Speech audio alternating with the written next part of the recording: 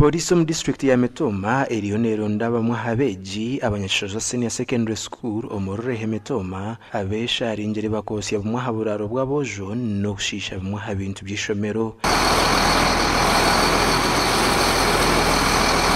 The candidates of senior 4 and senior 6,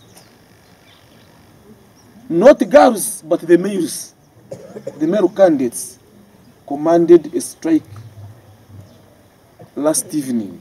Barahore babitire babyata barukurumba bishimwe nabo bije babe joining aho batangiye kushisha ibintu byishumye konka tugerezeho omuchebwitu n'abasirikare abo tubetwine twatera amasasi kugira ngo tubane spacing, so all boys majority babirukire bashobora heru abeje nibagirango mushomesa wabo Deustria Singura atwire na abatera nkuru kutinjoka kandi ubwo nyuma yo gutera mugenzi wabo barugira mu mbera. Hari umwana wa senior 6 umwana wa senior 6 bamwita Kafende John abe nazaci yungu kwatemere yiza shares arutishana bamwita Tisha Deus yamubuza nurga hegesha yajati nyuwe nangumero wa domo ngwarire atapana tinkarire atuwarire rikukumbi atigarkai omwana ya garkai yaza kwenda senteze kugura katogo kabe narga kugura katogo ya ko abe naza kugura katogo yamutangize yamutere bitone omwana yazo nyine yaje chikopo chesa kama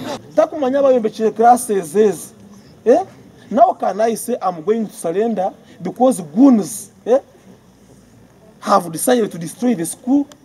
No, we have to fight until we put the situation right. Abyo kwerinda baragira bakozireki hamwe no mushomesa Deustria Singuro resere byona byabaho okwereta busharakara ha polisi.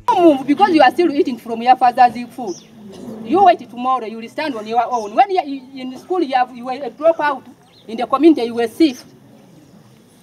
You will start crying. I wish I knew. You will remember this place.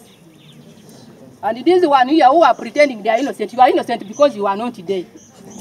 Yes? Headmaster Yagam, I'm here to assure you that the school will continue working normally. Whether it is one student, whether they are two, whether they are three, we shall continue working normally. Ubwahati ishomero rikingirwe nubwo abasine yakanane yamukaga barakotebekana size buzo. Umugandi State Minister w'enshonga z'umunda y'ihanga General David Muhozi nashaba baturu kwatanisa na government okunyweze nkwatanisa n'entunguka ebyo wegeso mucyanga cyabo. But I want to add, and I think the headmaster talked about it, we need a decent place for students to eat from. I saw that shack. It's embarrassing, and the earlier we embark on doing something, the better. They need a hall where they can do their functions. When you give to God, He returns. He rewards you more and more.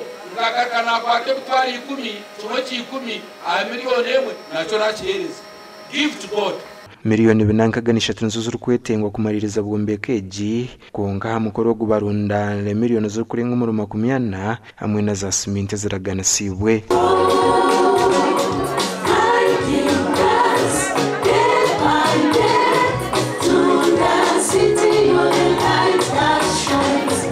The president akampweza yani organizing yantwara ni korana we omu finance commission ya local government finance commission. Ingaro sente zorohi mamazu. So na kama president waisha.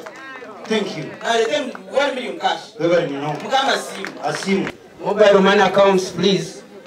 You get my number and you send this matafari onto that. Very obvious what I want to cook. It's like a tafari. Etofali lyo Buganda, because we must change this environment something better. General David Muhoza birarya hamukorwa kurundana sente za bwombeka y'uburaro bw'abishyi no kujaguza imyaka 5 y'ishomero rya Mbara Secondary School.